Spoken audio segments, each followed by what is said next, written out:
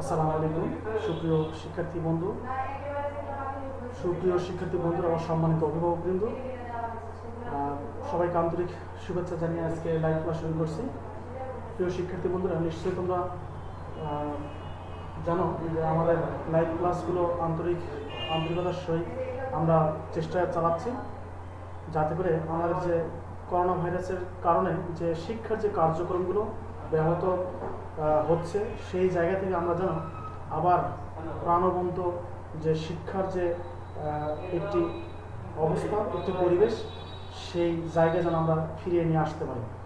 এই প্রচেষ্টাই মূলত আমাদের এই লক্ষ্য। এর ধারাবাহিকতায় আমরা আজকে নবম শ্রেণী থেকে আলোচনা রাখবো বাংলা সাহিত্য। প্রিয় শিক্ষার্থী বন্ধুরা, আমরা তাহলে দেখে নেই আমাদের আজকের যে বিষয়বস্তু। দশম শ্রেণী থেকে আমরা আলোচনা রাখবো। আজকের আলোচ্য বিষয় আমরা দেখতে পাচ্ছি বাংলা প্রথম পত্র, নবম শ্রেণী, ঝর্ণার গান, সত্যেন্দ্রনাথ দত্ত। আসলে কবিতাটির যে নাম ঝর্ণার গান, ঝর্ণার আবার কি গান হয়? এই ঝর্ণার গানের মধ্য দিয়েই আমাদের যে প্রাকৃতিক যে সৌন্দর্য, এই সৌন্দর্যের একটি প্রকাশ এখানে উপস্থাপন করা হয়েছে। আমাদের যে সমস্ত ভালো লাগার যে বিষয়গুলো রয়েছে, এর মধ্যে অন্যতম হচ্ছে ঝর্ণার গান। আমরা জানি ঝর্ণার যে গতি, ঝর্ণার যে বেগ, এই ঝর্ণার গতিবেগের সাথে মানুষের যে জীবন প্রবাহ এর সাথে তুলনা করা হয়েছে। আমরা জানি এই ঝর্ণার একটি নিজস্ব বৈশিষ্ট্য রয়েছে। ঝর্ণার বৈশিষ্ট্য আপন মনে যে চলাফেরা, অর্থাৎ এখানে রূপক বা প্রতীকী অর্থে ব্যবহার করা হয়েছে। ঝর্ণার যে নৈসর্গিক সৌন্দর্য এখানে প্রকাশ করা হয়েছে। আমরা এই ঝর্ণার গান থেকে কি নিতে পারি বা কি শিক্ষা গ্রহণ করতে পারি? আমাদের শিখন ফল কি? আমাদের শিখন ফল হচ্ছে ঝর্ণার প্রাকৃতিক সৌন্দর্য সম্পর্কে আমরা জানতে পারবো। এই ঝর্ণার গান কবিতাটা যদি আমরা পড়ি, তাহলে এর শিখন ফল আমরা শিখতে পারবো, জানতে পারবো, বুঝতে পারবো যে ঝর্ণার নিজস্ব যে একটি ছন্দ, একটি তাল, একটি সুর আছে, সে সম্পর্কে আমরা জানতে পারবো। প্রিয় শিক্ষার্থী বন্ধুরা, আমরা দেখে নেই এক পলকে আমাদের যে কবি পরিচিতি। হ্যাঁ,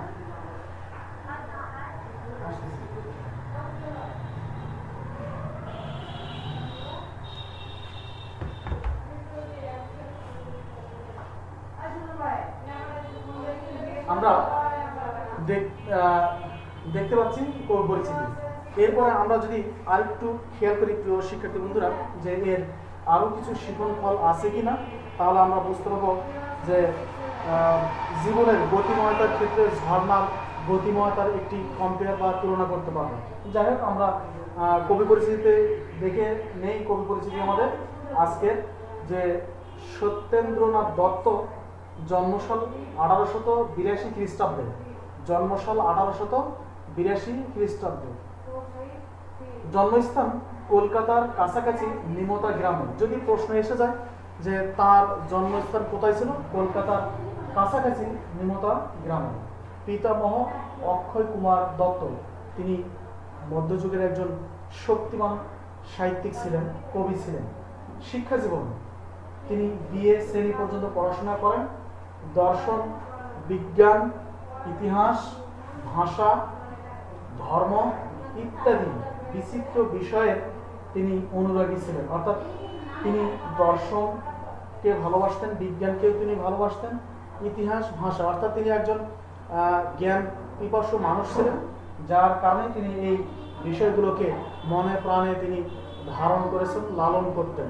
প্রিয় বন্ধুরা, আমরা দেখে নিলাম স্বল্প পরিসরে এই কবির যে পরিচয়। আমরা দেখতে পাচ্ছি সাহিত্যকর্ম, তার উল্লেখযোগ্য কিছু সাহিত্যকর্ম আমরা দেখতে পাচ্ছি। কাব্যগ্রন্থ, সবিতা, সন্ধিক্ষণ, বেণু ও বীণা, হোম, শিখা, কুহু ও কেকা,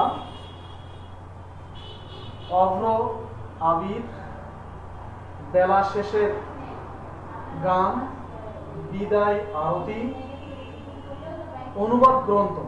এছাড়াও তিনি অনুবাদ কিছু গ্রন্থ রচনা করেছিলেন। আমরা জানি মধ্যযুগের একটি ছোঁয়া তার মাঝে আমরা দেখতে পাচ্ছি, কারণ মধ্যযুগের যে সাহিত্যিক বৈশিষ্ট্য ছিল, ধারা ছিল, এর মধ্যে অন্যতম ছিল অনুবাদ সাহিত্য।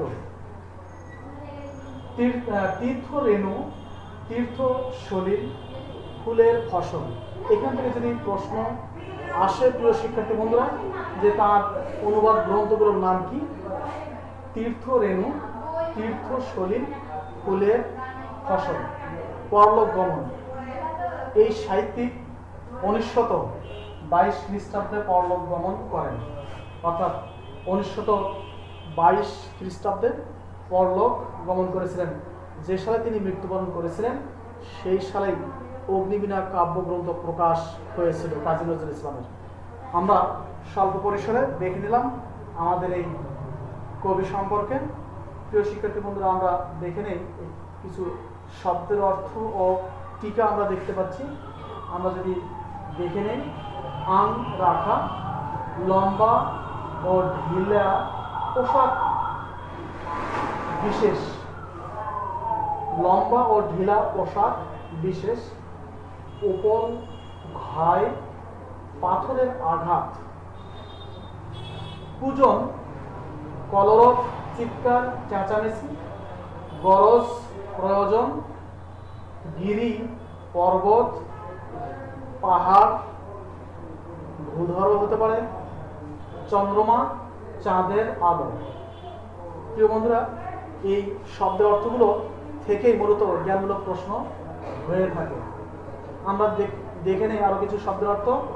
চকর চঞ্চল, চকর পাখি বিশেষ, ঝাঁঝি এক প্রকার জলজ গুল্ম উদ্ভিদ আর কি, বহুদিন ধরে জমা শ্যাওলা, ঝুম পাহাড়, নীরব পাহাড়, নির্জন পাহাড়, যেখানে জনমানব শূন্য, মানুষজন একেবারেই নেই, শুধুমাত্র মাঝে মাঝে পশু পাখির ডাক শোনা যায়, এইরকম জায়গা। তরল শ্লোক, লঘু বা হালকা চালের কবিতা, তান থল স্থল, ধাই ধেয়ে যায়,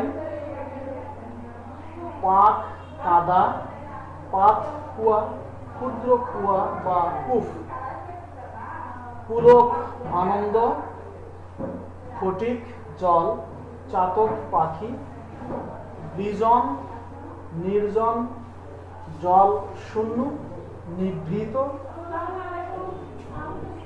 বিভোর অচেতন, বিভোর বিকশ, বিহুবল, এগুলো আসলে সমার্থক শব্দ হিসেবে আমরা দেখতে পাচ্ছি। বিলাই বিতরণ করি, পরিবেশন করা, বন্টন করা, ভাগ করে দেওয়া, ভাগাভাগি করা, মূলত এগুলো সমর্থক শব্দ হিসেবে আমরা নিতে পারি।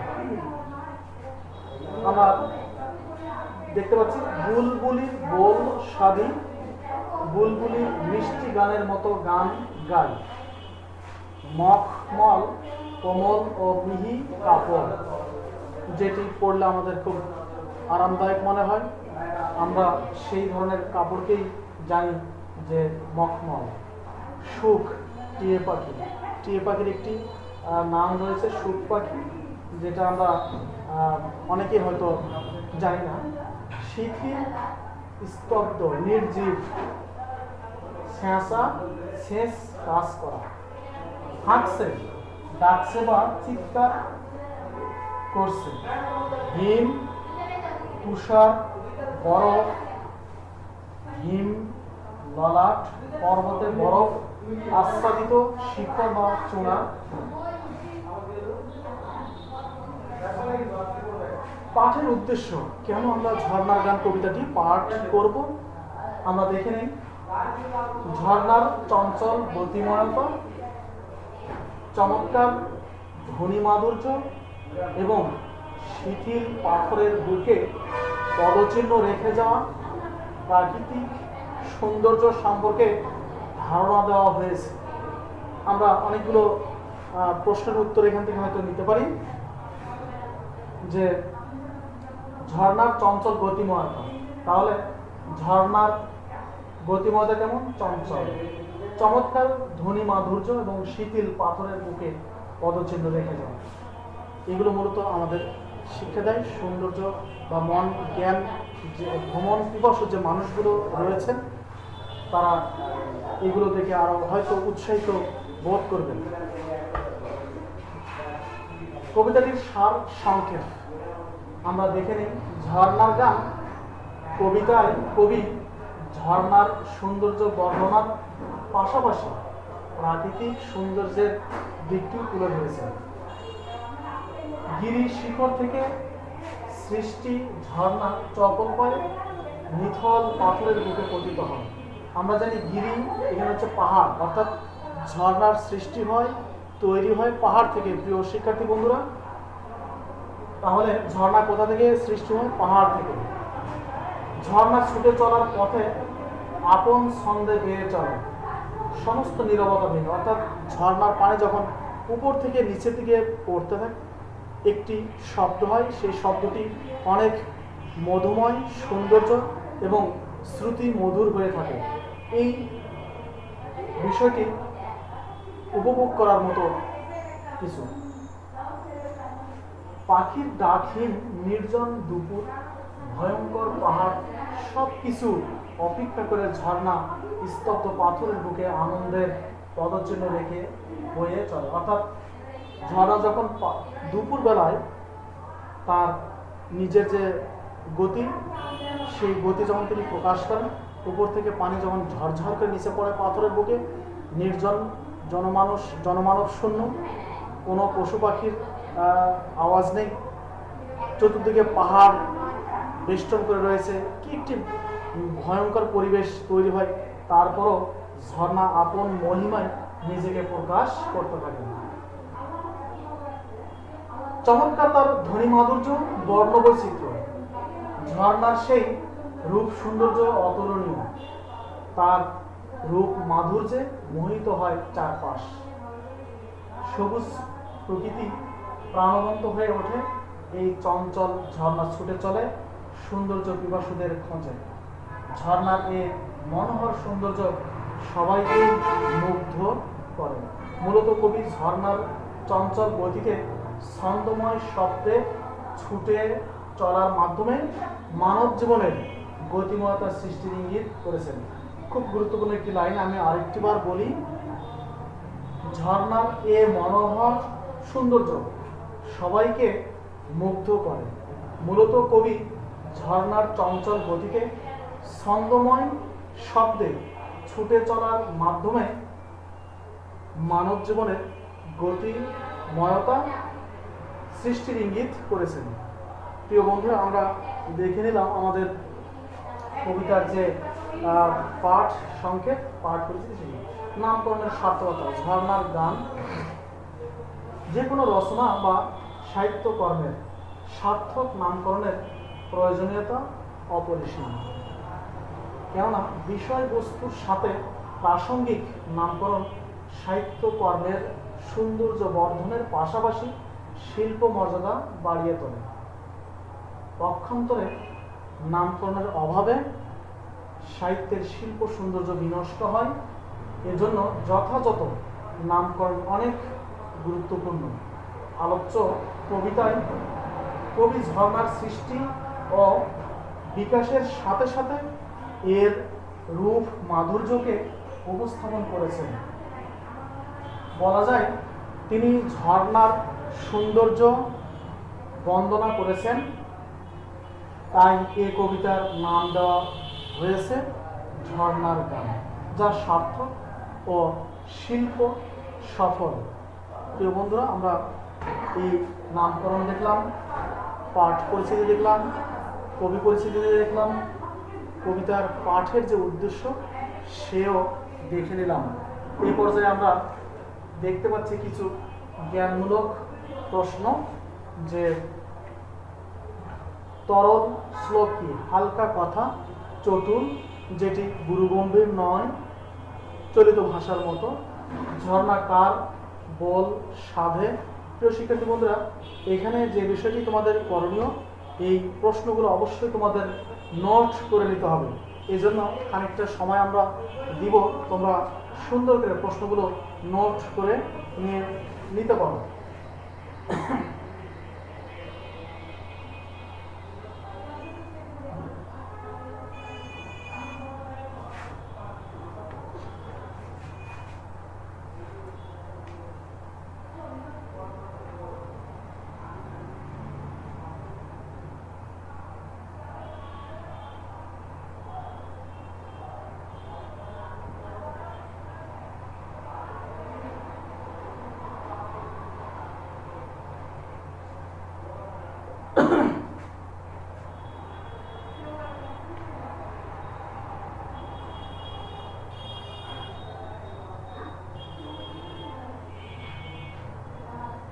প্রিয় বন্ধুরা, অবশ্যই তোমরা এগুলো উঠে নিচ্ছ, এই জন্য আমরা খানিকটা সময় দিচ্ছি।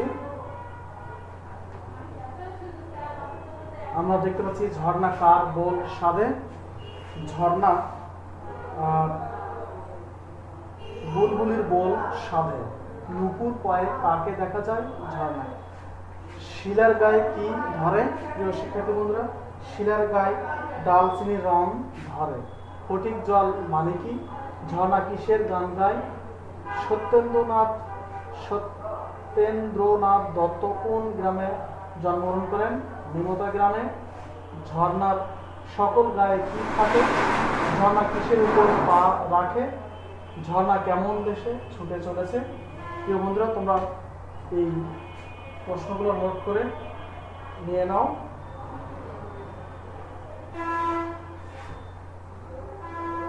এরপরে আমরা দেখতে পাচ্ছি কিছু অনুধাবনমূলক প্রশ্ন,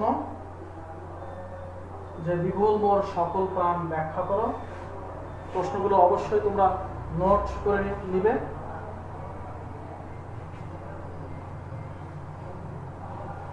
বিভোল মোর সকল প্রাণ ব্যাখ্যা করে। আসলে ঝর্ণার যে প্রাকৃতিক সৌন্দর্য, ঝর্ণার যে পরিচয়, তার যে পদচিহ্ন রেখে যাওয়া, অর্থাৎ এই যে নৈসর্গিক সৌন্দর্য, এইটি মূলত এখানে প্রকাশ করা হয়েছে। মূলত এই কবিতার বিষয়বস্তু থেকে আমরা যেটি দেখি যে মানুষের জীবনের যে একটি গতিময়তা রয়েছে, ঠিক সেরকম ঝর্ণারও একটি গতিময়তা রয়েছে। এইগুলো মূলত এখানে উপস্থাপন করা হয়েছে, যাতে করে মানুষের যে সমস্ত মানুষগুলো ভ্রমণ পিপাসু রয়েছেন, তারা যেন এগুলো থেকে উৎসাহ বোধ করে থাকেন। আমরা চাই মুগ্ধ চোখ বলতে কি বোঝানো হয়েছে? এখানে ব্যবহার হয়েছে মূলত ঝর্ণা। ঝর্ণা কি চাই? মুগ্ধ চোখ, সচ্ছল, অর্থাৎ নির্মল বাতাস, সুন্দর পরিবেশ, এগুলো তিনি মূলত চেয়েছেন। সুন্দরের তৃষ্ণা যার, ঝর্ণা তার কাছে কি আশা করে? প্রিয় বন্ধুরা, তোমরা প্রশ্নগুলো নোট করে নিতে পারো।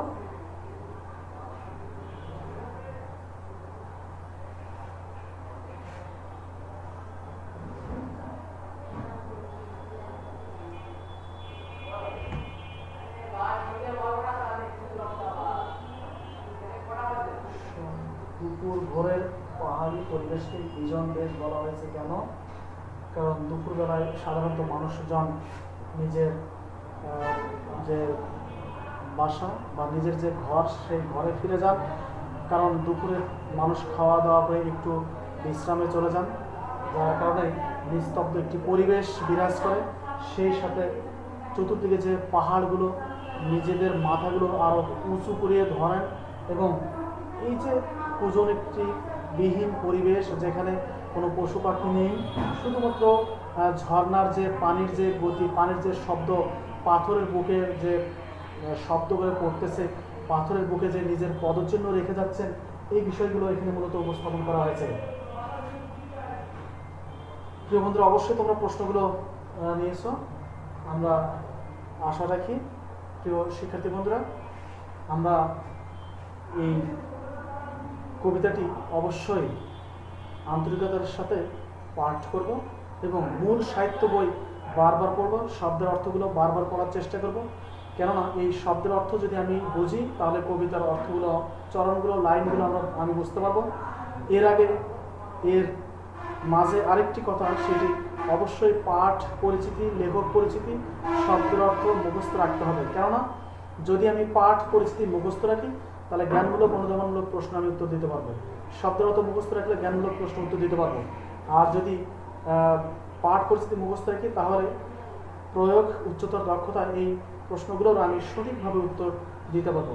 এই আশা ব্যক্ত রেখে আজকের লাইভ ক্লাস থেকে এখানেই বিদায় নিচ্ছি। সবাই ভালো থাকো, সুস্থ থাকো। আসসালামু আলাইকুম।